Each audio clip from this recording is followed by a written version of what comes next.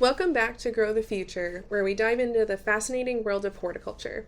I'm your host, Dr. Melinda Knuth, and today we're exploring the effect of social media on consumer purchases of plants. Stick around as we discuss how growers, retailers, and landscapers use social media, what kinds of consumers use social media, and how trends influence purchases and the importance of them. Social media has become one of the most powerful tools in horticulture marketing. Recent research shows that 89% of horticulture businesses that do marketing use at least one social media platform. Facebook has been the most used platform at 90% of businesses using this. As for consumers, nearly 67% of houseplant buyers follow a plant retailer or grower on social media. Of that 67%, half report that a post has directly influenced them to purchase a plant. Millennials, the largest demographic group in the U.S., made up a fourth of all horticulture purchases in 2018. Their reliance on Instagram has fueled the start of trends involving plants like monstera, succulents, and other tropical plants.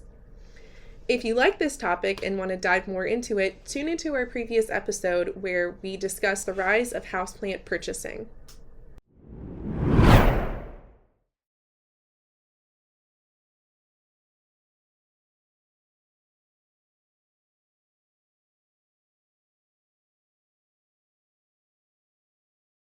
Social media has become the new way to market and really target consumers. Historically, much of our marketing has occurred through paper advertisements and magazines, as well as through TV advertisements. And that was the main way to get to your audience that were watching certain programs, reading certain magazines, and engaging in content that was very interesting to them. We did general blasting advertising, as I like to call it, when we're sending out just paper postcards or little things in the mail and we're sending that out by zip code. That's a little less targeted in terms of honing in on our target markets, but it still was a way for us to target and get to our consumers and hopefully incentivize some of them to come to our stores. This is all historically how we used to do things. And now with social media, since so many people are on social media and are searching on the web consistently, this has really taken over as the main way in which businesses are targeting. And you'll sometimes hear people talk about paid versus unpaid advertising on social media or on web pages. And you really should have both. What we know from some of the literature is that if you do all unpaid advertisements, you do lose out on reaching a broader audience of individuals. However, not all of your social media posts and your advertisements online need to be paid. Some of them can happen organically unpaid as well. And that takes time to build up and to cultivate that to make it as impactful as it can be. So we're seeing social media allowing for honing in on our target audiences on a deeper level, where we not only can target people by location, so zip code, or by what topic area, such as I like to read this particular magazine, I like to watch this particular TV program. We're seeing this on a deeper level where we can segment this by specific hashtags or specific topic areas that are deeper than just I like plants. We can get deeply into them, such as houseplants or annuals, perennials, or even brands, where the brand is incorporated into the messaging. And through that, the search engines and the search tools can go and find those posts and present them to your target audiences on their For You pages or on their search pages. So it's constantly learning about what these people like, and if you fit the bill, it will show up for them on their For You pages. This allows us for a deeper level of engagement. We not only are inviting the consumers to be interested and engage with our content, and by our, I mean industry's content, but on a deeper level to develop relationships and to understand and to get to know the brands, the products, and the missions and the goals of the businesses better. With this becomes a better understanding between the business and their ultimate consumer, and can lead to a high degree of loyalty.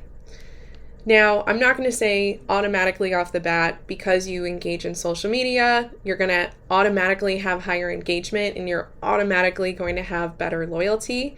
But these are things that can be worked towards and can be developed over time. And it is work. Many times I hear businesses say, oh yeah, we'll just start that page. But then you go talk to them a little bit later and they're overwhelmed because the planning, the commitment to creating images or videos, the messaging, all of that takes time and effort, and responding back to people who leave comments, responding to other pages to show up in their comments, engaging with these other entities to create this engagement takes time and effort. And so this is something that businesses frequently, I think, underestimate at the very beginning, but by the end of it, or in the middle of it, depending on where you're at, it can be seen as a large time suck. And usually this creates opportunities to hire people to specifically do your social media. So you may have a social media person as their full-time responsibility, or part-time, or quarter-time, but this can be very helpful. That way it's not on a person who already has a complete responsibility in a different area. This is also where influencers come in as well. It can take just one post by a lifestyle creator to show off a particular plant and spark a trend, or even just blow up a business and make them very popular. This has to be the right person, of course, where they have to be in line with your target audience that you're seeking, and it has to be in the right timeline where you're prepared for that potential increase in sales opportunity and influx of consumers. But this has been a newer area of marketing that has seen some payoffs in other areas. For example, in clothing, this is rather popular, as well as skincare and makeup. This is wildly popular, and a lot of the advertising that dollars that we're seeing into these other categories are going towards influencers and these influencer partnerships. Younger consumers tend to trust these voices, and to a degree, I would say there's some mistrust there as well, but many people do trust these voices to provide an accurate representation of what the product does and how it performs. And so this can be a good source for some individuals. Influencers can be expensive, and so what you may consider is, if you know of local micro influencers that you can work with, this may be someone who is really honed in on your local target market that you're trying to bring in, and maybe a good person to partner with, where they don't have as high of price tag or as high of requirements as a national level influencer would. So if you're interested, those partnerships are out there and could be very beneficial to you when they're done right and when there's preparation in place to make that happen. The other thing that has been happening on social media is brands have caught on. Historically, in our industry, brands haven't been as in the forefront when we're selling product. If you look at a lot of packaging at independent garden retail centers, as well as box stores, brands kind of fall in the background. They're there, but they're not on show as much as the flowers, as much as the actual displays. There's other things in play that are a little bit more on show than that. But brands have allowed, through social media, to become more present and more on show, where they're more present and more forefront in the marketing.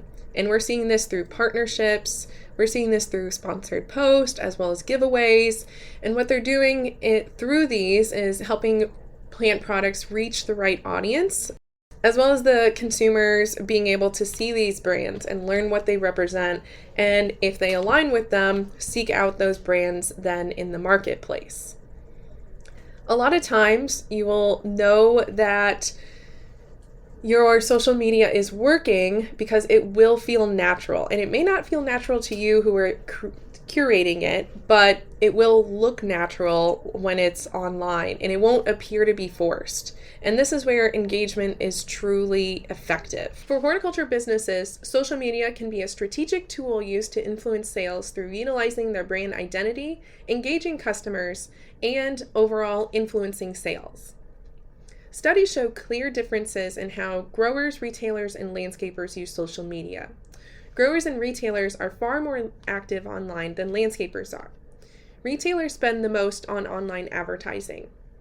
Landscapers spend significantly less on advertising and maintain less social accounts on all platforms. This could be likely to the word of mouth and more physical interaction aspects of their business and the way that they do their marketing. Interestingly, the age of business does not affect how much is spent on social media marketing. However, older firms that have been around longer tend to have more social media accounts. This is likely reflective of the gradual adoption of social media marketing over time and as the business develops their marketing portfolio. Interestingly, public gardens and nonprofits are also adapting their strategies online to reach their younger audiences as well. Some research from the University of Delaware has shown that millennials and Gen Z prefer interactive formats. So things like polls, quizzes, Q&A sessions, and live greenhouse tours let the consumer feel more involved and also create a level of engagement that they're looking for. Behind the scenes, this content is also very effective. So when you have like behind the curtain or showing this is what we do in a day-to-day, unpacking videos, things of that nature, these can be very effective and create a sense of transparency as well as curiosity. Sometimes they just want to see what you're doing. If you're familiar with the different cleaning videos on YouTube, as well as unpacking content, things of that nature, even if it seems repetitive, sometimes there's target audience and that's just what they're interested in. And they're interested in just what you're doing day to day. What this can look like on a greenhouse level or in general horticulture level is this is videos of your propagation rooms, staff on their work days, a day in the life of one of your staff members, life of a plant, so showing a life cycle from cutting or seed all the way until shipping out or being sold. All of these are different ways in which transparency and connectivity, so different kind of engagement, but a way to connect with them to humanize the horticulture business and show them what we're doing and make it more approachable. Let's take a moment to discuss what types of content work well. If you have high quality pictures, these tend to do better than just words alone or any sort of graphics. High quality photos, especially those of trending plants, also get the most engagement as compared to other types. Other types of posts that perform quite well, especially with engagement, is educational posts. These can consist of care tips and troubleshooting, especially with plants that tend to be more sensitive or difficult for consumers to grow. Sharing different types of posts, especially tailoring your marketing toward the vision of your consumer portfolio, so knowing what they like, and sharing lifestyle or aesthetic photos can also draw in the audience that you're seeking. Or sharing humor and entertainment can be great ways to engage with consumers on your social media platforms. These types of posts can cater to any demographic, and you can tailor them further into your different marketing portfolios. However, the type of platform you use changes on how you tailor your content as well. Instagram, for example, is essential if you're going to be marketing towards millennials and Gen Z. Facebook remains the platform for older generations, such as baby boomers. So, depending on who you want to reach, and maybe you want to reach all of them, you may be choosing all of those platforms to cross post, or you may be choosing one that you solely want to focus on. Instagram and Pinterest are especially powerful because they shape plant aesthetics.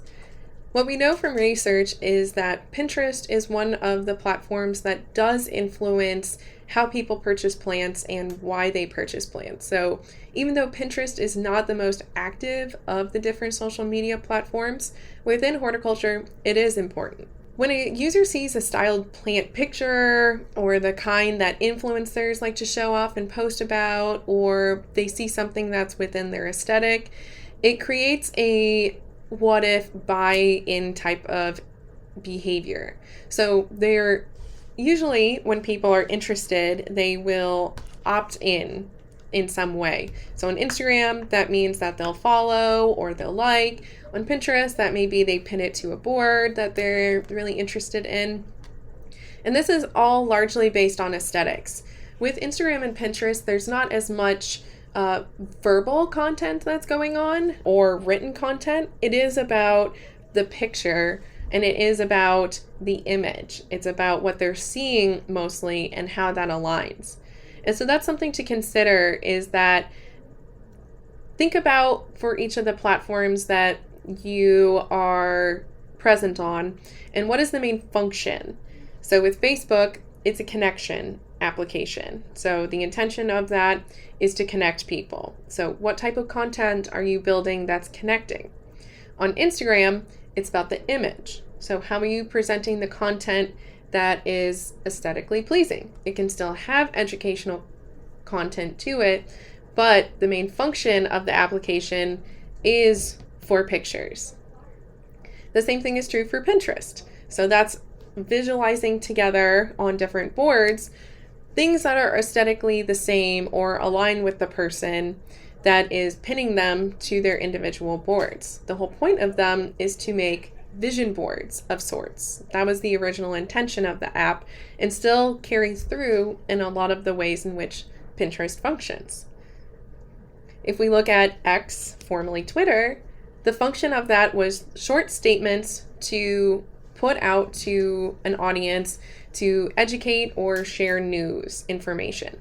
And though this has changed names, the function is still the same, where short statements are still sent out to the audience of members, and that is to start conversations, start microblogging, start these small conversations, though now we see have blown up quite large in some cases, but the intention is still there for it to be a microblog, not a long monologue. There are pictures shared, but that's not the main function of X. The whole point is the micro messaging.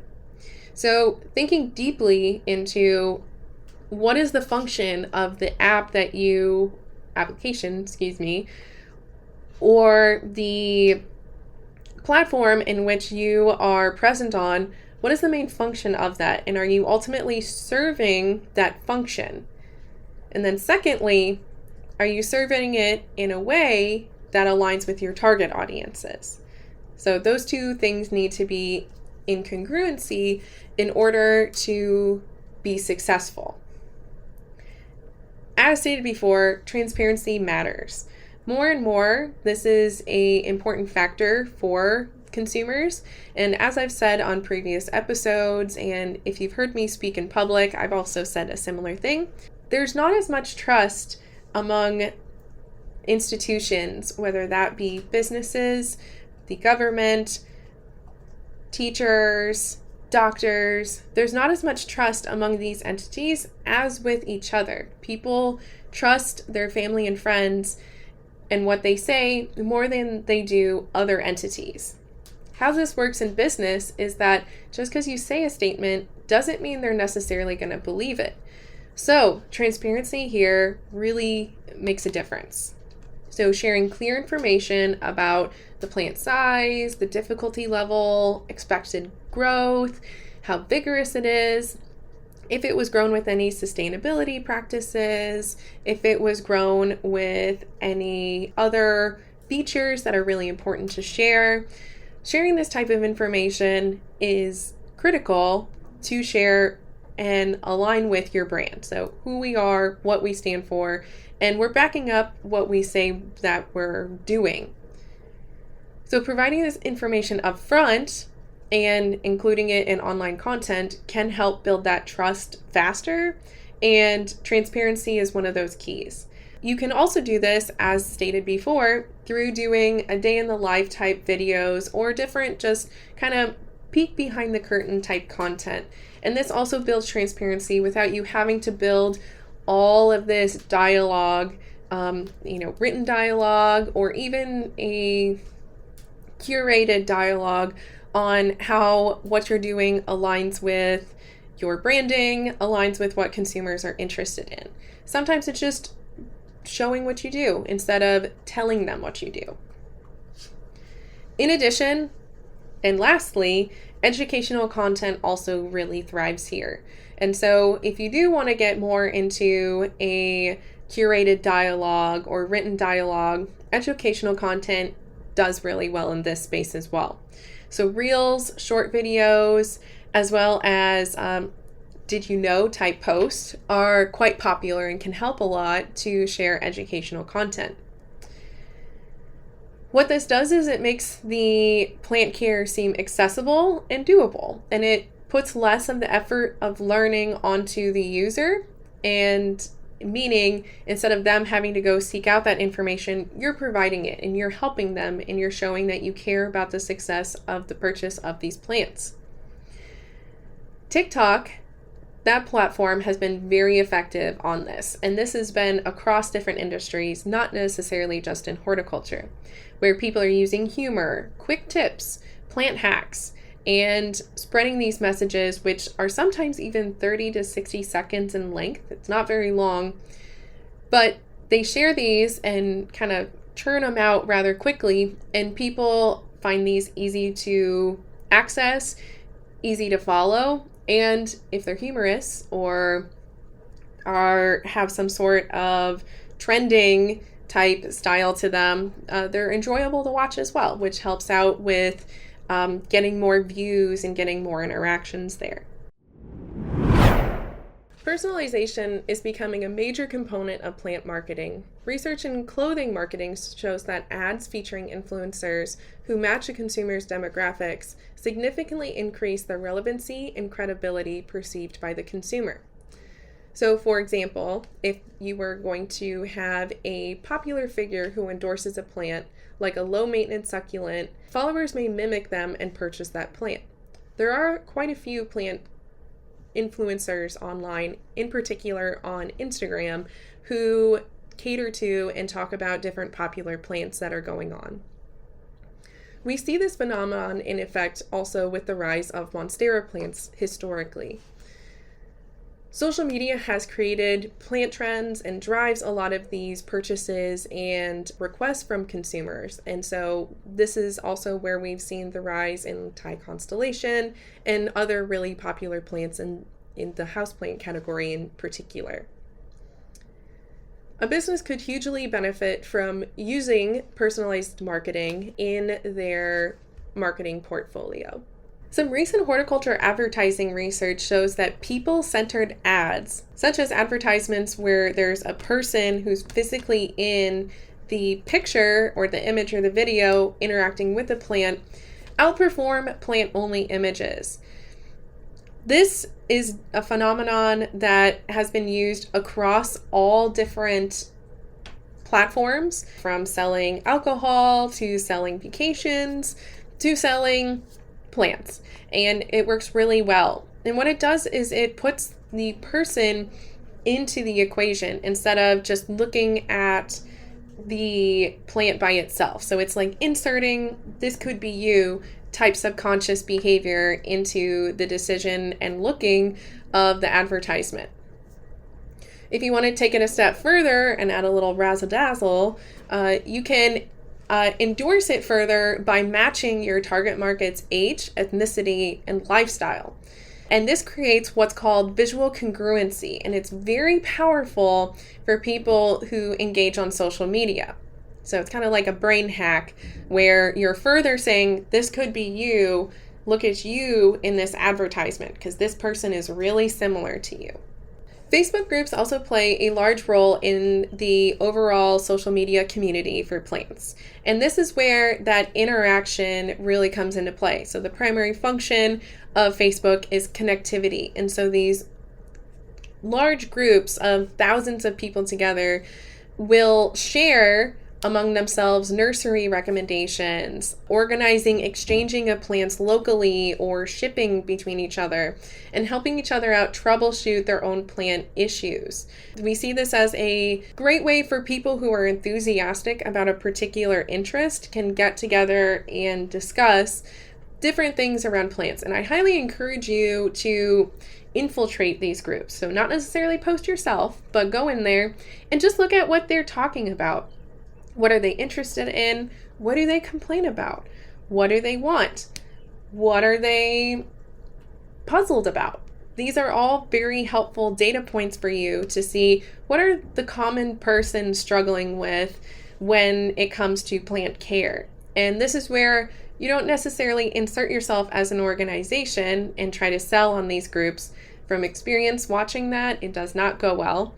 But this is something for you to use to just understand a little bit more what's going on in your consumers' brains. Like, what are they interested in? What are they having problems with?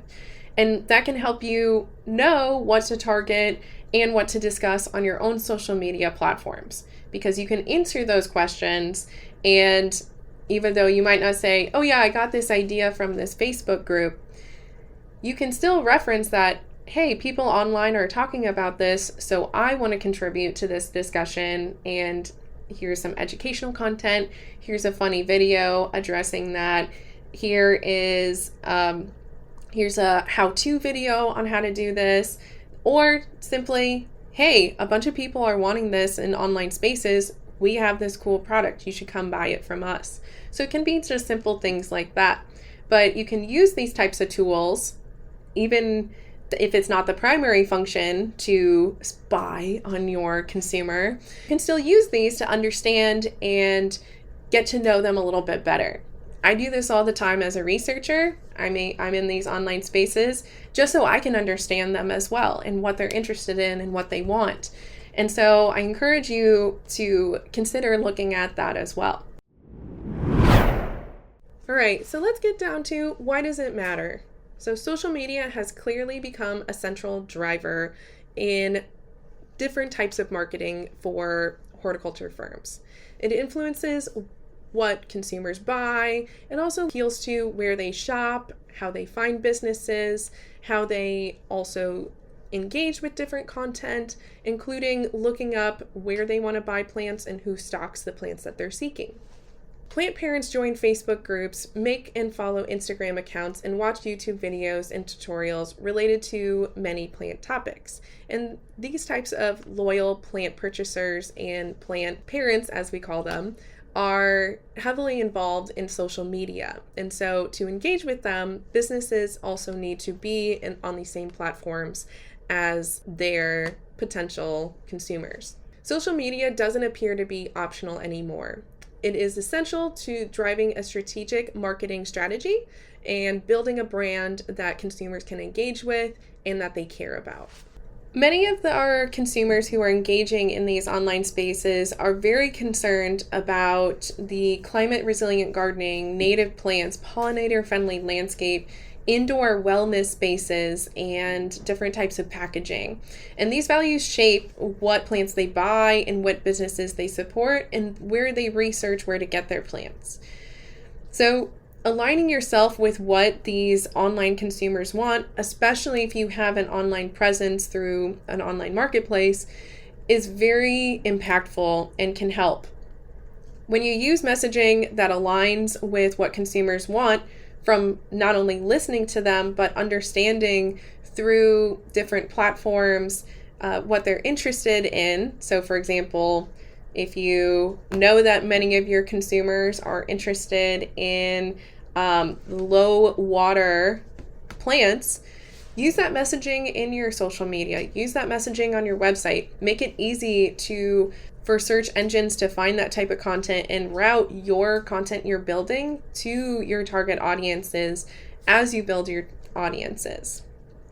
Social media can really amplify these values. They can amplify your marketing strategy. They can amplify your presence.